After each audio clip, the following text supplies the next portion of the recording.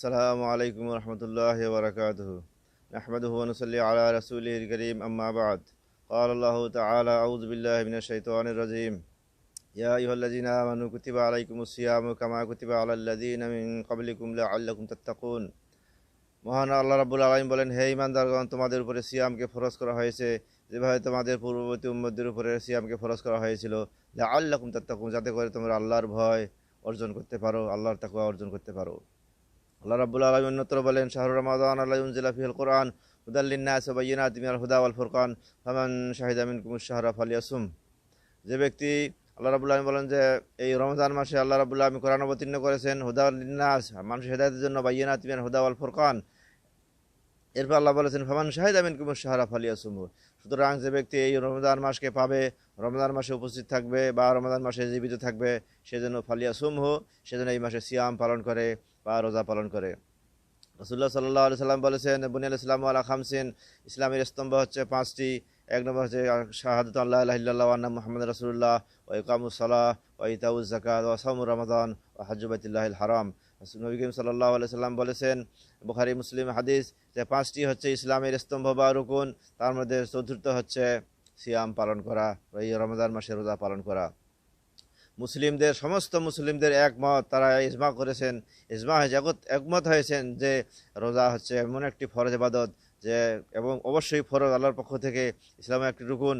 আর কেউ যেটিকে অস্বীকার করে সে ব্যক্তি কাফের হয়ে যাবে, ফাকাত কাফারা, সে ব্যক্তি কাফের কুফরি করবে এবং কাফের হয়ে যাবে। সুতরাং আমাদের সামনে রোজা আসতেছে, অবশ্যই আমাদেরকে নিয়াত করে পরিপূর্ণভাবে আমাদেরকে রোজার জন্য প্রস্তুতি নিতে হবে। রাসূলুল্লাহ সাল্লাল্লাহু আলাইহি সাল্লাম বলেছেন, মান সামা রমাদানা ঈমানান ওয়া ইহতিসাবান গুফিরা লাহু মা তাকাদ্দামা মিন যামবিহি।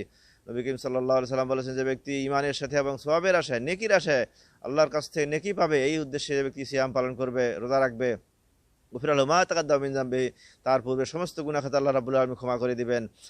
আল্লাহ রাব্বুল আলামিন আমাদের জন্য অনেক ভাগ্য নির্ধারণ করেছেন এই রমাদান মাসে। এই রমাদান মাসে সিয়াম এবং কিয়ামুল লাইল রয়েছে। রাত্রিবেলা ইবাদত করলে আল্লাহ রাসূল সাল্লাল্লাহু আলাইহি ওয়াসাল্লাম বলেছেন যে মান কামা রামাদানা ঈমানান ওয়া ইহতিসাবান গুফিরা লাহু মা তাকাদ্দামা মিন যামবিহি। যে ব্যক্তি কিয়াম অর্থাৎ কিয়ামুল লাইল বা তারাবি সালাত অথবা রাতের সালাত তাহাজ্জুদ আদায় করবে, আল্লাহ রাব্বুল আলামিন তার জীবনের সমস্ত গুনাহ খাতা মাফ করে দিবেন। এত বড় সুবর্ণ সুযোগ আমাদের সামনে আসতেছে। আল্লাহ রাব্বুল আলামিন যেন আমাদেরকে সবাইকে যেন পরিপূর্ণভাবে যেন সিয়াম পালন করার তৌফিক দান করেন। নবী করিম সাল্লাল্লাহু আলাইহি সাল্লাম বলেছেন, যে ব্যক্তি অন্যায় কাজ বাদ দিবেন, মান লাম ইয়াদা কাওলা যুর আল আমালা বিহি ফালাইসা লিল্লাহি হাজাতুন ফি আন ইয়াদা তাআমাহু ওয়া শারাবাহু। যে ব্যক্তি অন্যায় কাজ, অশ্লীল কাজ, কর্ম, কথাবার্তা বাদ দিবে না, সে ব্যক্তি রোজা হবে না, সে ব্যক্তি না খেয়ে থাকা আল্লাহর কাছে কোনো প্রয়োজন নাই। রাসূলুল্লাহ সাল্লাল্লাহু আলাইহি ওয়াসাল্লাম আরও বলেছেন যে, ফাইন সাবাহু আহাদুন আও শাতামাহু ফাকুল ইন্নী ইমরুন সাইম। কেউ যদি গালি দেয়, ইচ্ছা করে যে কেউ যদি গালি দেয়, তখন সে ব্যক্তি বলবে, আল্লাহ রাব্বুল আলামিন রাসূল সাল্লাল্লাহু আলাইহি ওয়াসাল্লামের আদেশ, সে ব্যক্তি যেন বলে যে আমি রোজাদার ব্যক্তি, আমি সাইম ব্যক্তি, ভাই আমার সাথে ঝগড়া করবেন না। আপনি বলতে পারেন কিন্তু আমি বলতে পারি না। কাজে আমাদেরকে সমুদায় পাপ কাজ থেকে, অন্যায় কাজ থেকে, অশ্লীল কাজ থেকে আমাদেরকে এই রোজা অবস্থায়, সিয়াম অবস্থায় আমাদেরকে বাদ দিতে হবে। এরপরে ইফতার খাওয়ার সম্পর্কে বলেছেন যে ইফতার নিজে খাও এবং অন্যকে খাওয়াও। ইফতার খাওয়ানো অনেক সওয়াবের কাজ। এরপরে ইফতার তাড়াতাড়ি খেতে হবে, সূর্য ডোবার সাথে সাথে খেতে হবে, দেরি করা যাবে না। সেহরি খেতে হবে, রাসূল সাল্লাল্লাহু আলাইহি ওয়াসাল্লাম বলেছেন, তাসাহহারু ফাইন্না ফিস সাহুরি বারাকা। সেহরি খাও, সেহরির মধ্যে অনেক বরকত রয়েছে। এরপরে সিয়াম অবস্থায় যে সমস্ত কাজ করলে রোজা নষ্ট হয়ে যায়, সেগুলো থেকে আমাদেরকে বিরত থাকতে হবে। তার মধ্যে এক নম্বর মারাত্মক হচ্ছে, সেটা হচ্ছে স্বামী স্ত্রী মিলামেশা করা। স্বামী স্ত্রী মিলামেশা করলে রোজা নষ্ট হয়ে যাবে। এর জন্য তওবা করতে হবে, কাফারা দিতে হবে এবং এটা কাজা করতে হবে এবং এটা থেকে আল্লাহর কাছে তওবা করে আর যেন জীবনে না করে এই জন্য অঙ্গীকার করতে হবে। দ্বিতীয়ত, যদি বীর্য বের করে যে কোনো উপায়, তাহলে রোজা নষ্ট হয়ে যাবে। ইচ্ছাকৃত বমি করলে রোজা নষ্ট হয়ে যাবে। কিছু খাইলে পান করলে, ইচ্ছা করে খাইলে পান করলে রোজা নষ্ট হয়ে যাবে। এবং যদি ইচ্ছাকৃত বমি করে তাহলে রোজা নষ্ট হয়ে যাবে। কাজে আমাদেরকে এই সমস্ত জিনিস থেকে অবশ্যই চেষ্টা করতে হবে যেন আমরা ভালো করে যেন রোজাগুলি পালন করি। রাসূলুল্লাহ সাল্লাল্লাহু আলাইহি ওয়াসাল্লাম বলেছেন যে, যে ব্যক্তি কোনো কাজ করে, কোনো ইবাদত করে, সে যেন কাজটাকে খুব ভালোভাবে করার চেষ্টা করে, হেলায় খেলে যেন কেটে না দেয়, যে সবাই করে তাই করি, সবাই করে গতানুগতিক করে যায়, তাহলে কিন্তু হবে না। বরং রাসূলুল্লাহ সাল্লাল্লাহু আলাইহি ওয়াসাল্লাম বলেছেন, ইন্নাল্লাহা হাব্বা ইযা আমিলা আহাদুকুম আমালান আইয়ুতকিনাহু।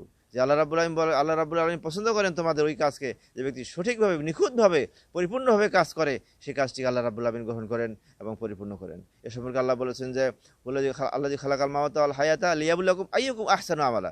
কে উত্তম কাজ করে, এই উত্তম কাজ সঠিকভাবে কাজ করে, যে আহসানু আমালা মানে আসওয়াবুহু আখলাসুহু, যে কাজটি হবে আল্লাহর ইখলাসের সাথে, আল্লাহর উদ্দেশ্যে এবং রাসূল সাল্লাল্লাহু আলাইহি ওয়াসাল্লামের সুন্নাত তরিকায় হবে। এই দুইটি হলো শর্ত।